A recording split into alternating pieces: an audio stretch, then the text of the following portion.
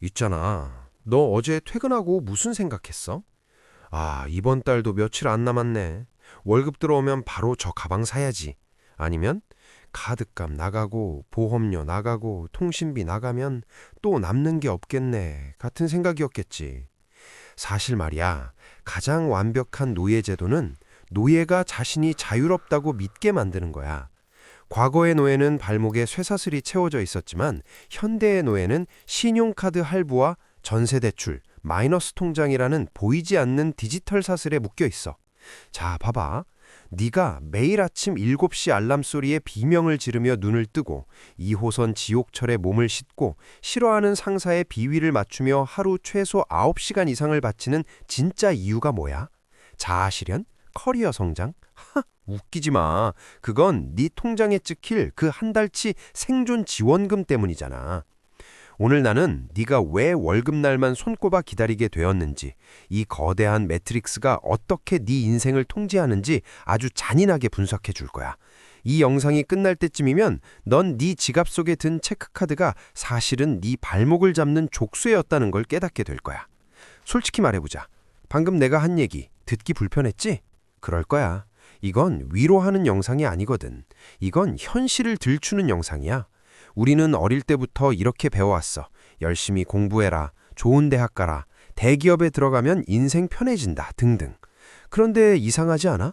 그 공식대로 열심히 살아왔는데 왜 삶은 점점 더 팍팍해질까? 그건 바로 사회 구조의 문제야. 오늘 난 네가 평생 미뤄온 중산층의 신화를 완전히 가루로 만들어줄 거니까. 준비됐어? 그럼 시작하자. 먼저 팩트체크부터 하자. 2025년 기준 대한민국 직장인 평균 연봉은 약 4,330만 원이야. 월로 치면 약 360만 원. 그런데 서울 1인 가구 최소 생활비는 월 240만 원이 넘어.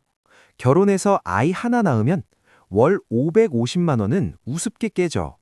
그런데 진짜 문제는 이게 아니야. 2000년 강남 아파트 평균 가격 2억 원, 2025년 강남 아파트 평균 가격 18억 원 돌파. 25년간 약 9배 상승했어. 그리고 2000년 대졸 초봉 평균 연봉은 1,800만 원, 2025년 대졸 초봉 평균은 3,200만 원이야. 25년간 약 1.8배 상승했지. 뭐가 보여? 자산은 9배 올랐는데 임금은 2배도 안 올랐어. 넌 부모 세대보다 5배는 더 열심히 일해야 똑같은 삶을 살 수 있다는 소리야. 그리고 여기 더 잔인한 게 있어. 한국의 가계 신용 부채는 2025년 9월 기준 1968조 원이야. GDP 대비 약 90%. 여전히 세계 최고 수준이지. 이게 무슨 뜻이냐? 대한민국 국민 전체가 빚으로 겨우겨우 중산층 코스프레를 하고 있다는 거야. 전세금 5억 빌려서 서울에 살고 신차를 할부로 끌고 해외여행은 카드 할부로 가면서 나 잘 살아 라고 착각하는 거지. 근데 그 빚은 매달 이자로 네 월급을 갉아먹고 있어. 여기서부터 진짜 재미있어진다. 왜 정부와 한국은행은 끊임없이 돈을 찍어낼까? 사실 말이야, 인플레이션은 가장 정교한 세금이자 채찍이야. 네가 10년 전과 똑같이 열심히 일해서 똑같이 월 350만 원을 번다고 치자. 근데 2015년 짜장면은 5천 원이었고 지금은 7,500원이야. 삼겹살 200g은 2015년에 만 원이었는데 지금은 2만 원을 넘어. 이건 네 노동의 가치가 앉은 자리에서 30에서 50% 증발했다는 뜻이야. 넌 작년보다 더 열심히 일했는데 네가 살 수 있는 고기 양은 줄어들었어. 네가 갈 수 있는 카페 횟수는 줄어들었어. 이게 뭘 의미해? 시스템이 돈의 가치를 떨어뜨려 네가 더 오래, 더 열심히 일하게 만든다는 거야. 떨어진 돈의 가치는 어디로 갈까? 부동산 보유자, 주식 보유자, 자산가들에게로 흘러가. 넌 노동으로 그들의 자산 가치를 떠받쳐주는 연료 역할을 하는 거지. 더 끔찍한 건 한국 정부는 이걸 의도적으로 설계했다는 거야. 집값이 오르면 사람들은 더 열심히 일해서 대출을 갚으려 하고 소비도 늘려. 경제가 돌아가는 것처럼 보이지.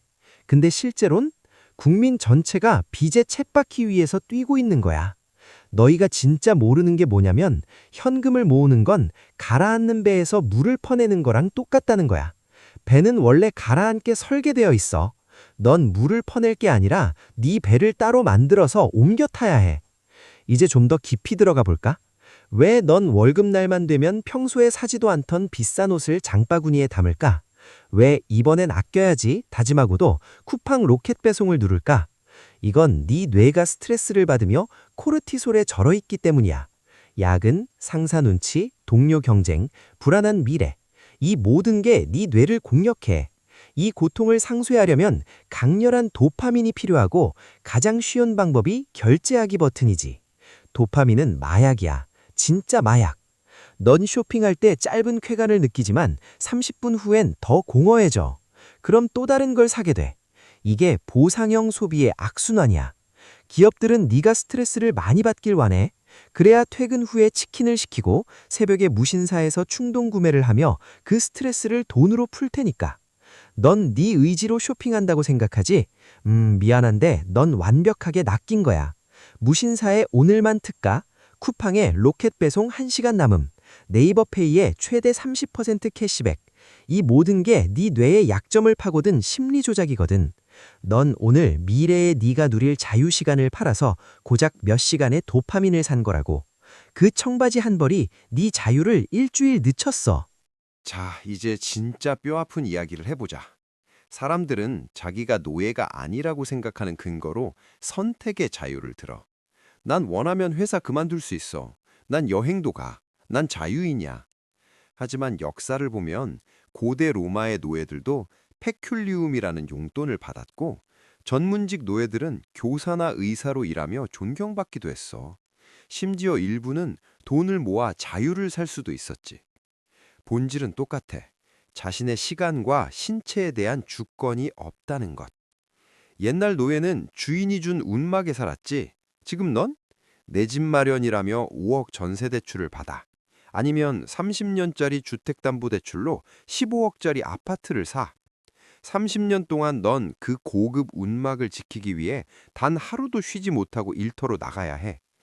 회사가 싫어도, 몸이 아파도, 정신이 무너져도 나가야 해. 왜? 다음 달 대출이자 200만 원을 못 갚으면 은행이 널 길바닥으로 내쫓을 테니까. 쇠사슬은 없지만 경매 통지서가 네 발목을 잡고 있는 거지. 그리고 솔직히 말할게. 넌 그 집 주인 아니야. 은행이 주인이고 넌 30년간 월세 내는 세입자일 뿐이야. 주인은 노예가 죽지 않을 만큼의 사료를 줬어. 지금 넌 너무 지쳐서 직접 요리할 시간도 에너지도 없이 배달의 민족 앱을 켜지. 치킨 2만 원, 족발 3만 원, 회 5만 원. 넌 건강을 갉아먹으며 번 돈을 다시 내일 일하러 나갈 최소한의 에너지를 채우는 연료비로 다 써버려.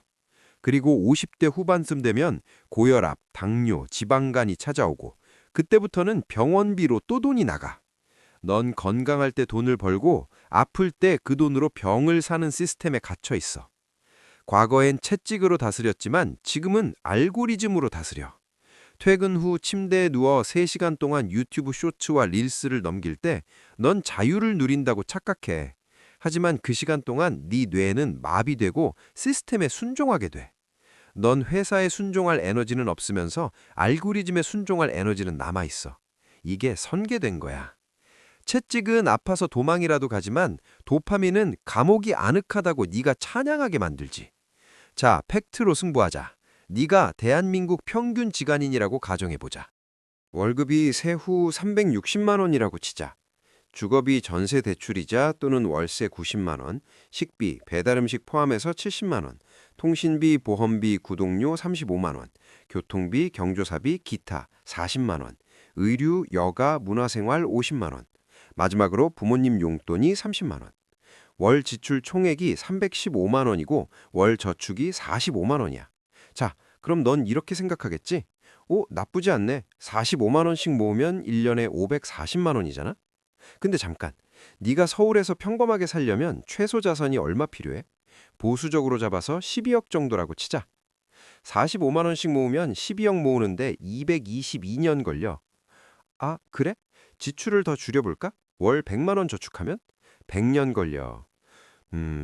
넌 죽을 때까지 이 쳇바퀴에서 못 나가. 넌 지금 경제적 무기력증에 걸려 있는 거야. 그나마 이게 순탄하게 갈 때 얘기야. 중간에 차를 사면 5천만 원 날라가. 결혼하면 1억 날라가. 아이 낳으면 출산부터 대학까지 3억 날라가. 부모님 병원비 최소 3천만 원.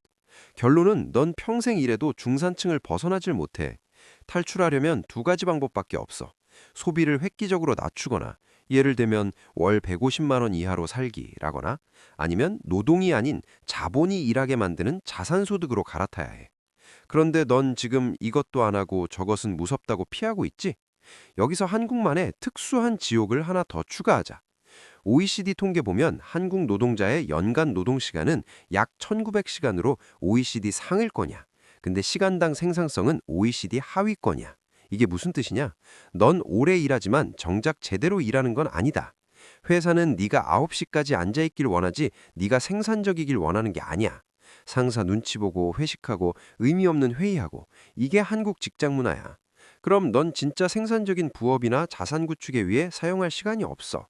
이게 설계된 덫이야. 한국 부모들은 아이 교육비에 월 100만 원 이상 쓰지. 왜? 좋은 대학 가야 좋은 직장 가니까. 좋은 직장 가면 뭐해? 또 월급 노예 되는데. 넌 20년 동안 사교육비 쏟아부어서 결국 더 좋은 쳇바퀴에 올라타는 거야. 삼성 쳇바퀴가 중소기업 쳇바퀴보다 조금 더 크고 빠를 뿐이지. 2025년 한국 합계 출산율은 0.79명으로 소폭 반등했지만 여전히 세계 최저 수준이야. 왜? 아이 키울 여유가 없으니까. 정확히는 시스템이 여유를 주지 않으니까. 아이 하나 키우는 비용이 3억인데 누가 낳아? 결혼도 마찬가지야. 결혼하면 집 사야 하고 차 사야 하고 예식 비용만 평균 3천만 원이야. 시스템은 네가 재생산하길 원하지 않아. 넌 그냥 혼자 일하다 죽으면 돼. 그게 가장 효율적이거든. 자, 이제 선택해.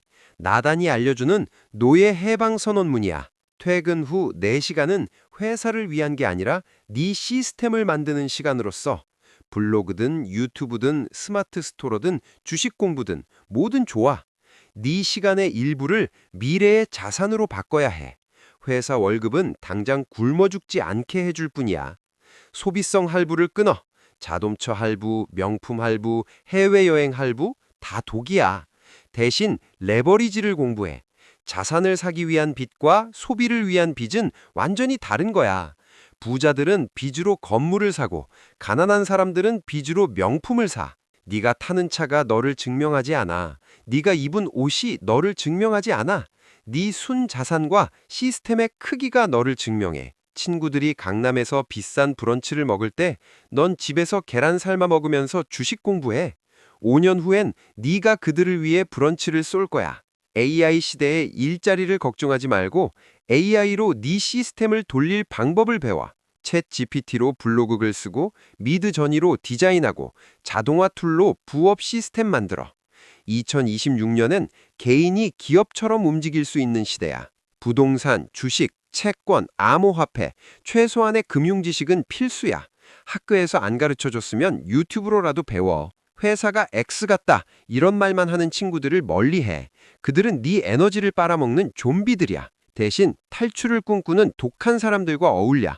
부업하는 사람, 투자 공부하는 사람, 진짜 자유를 갈망하는 사람들. 환경이 바뀌면 네 생각이 바뀌고, 생각이 바뀌면 행동이 바뀌고, 행동이 바뀌면 인생이 바뀌어. 친구야, 담장 밖은 춥고 무서워. 월급이라는 사료가 없으면 당장 굶어 죽을 것 같지? 나도 알아. 네가 지금 겁나는 거. 회사 그만두면 어떡하지? 부업이 실패하면? 투자가 잘못되면? 하지만 질문 하나 할게. 사료를 기다리는 돼지로 살다가 도살장에 끌려갈래? 아니면 내 먹이를 스스로 참는 사자로 살래? 절대 회사를 그만두고 창업을 하라는 이야기가 아니야. 2026년은 그 어떤 때보다 개인의 힘이 가장 강해진 시대야. AI, 온라인 플랫폼, 글로벌 시장. 가만히 생각해보면 네가 활용할 무기는 넘쳐나. 네가 사슬을 끊고 주권자로 살지 노예로 남을지는 오직 네 결단에 달려있어. 이 영상을 끝까지 본 너는 이미 깨어나기 시작했어. 난 네가 진정한 자유인이 되길 바래. 다음 영상에서도 더 신선하고 재미있는 팁을 들고 올게. 그럼 안녕.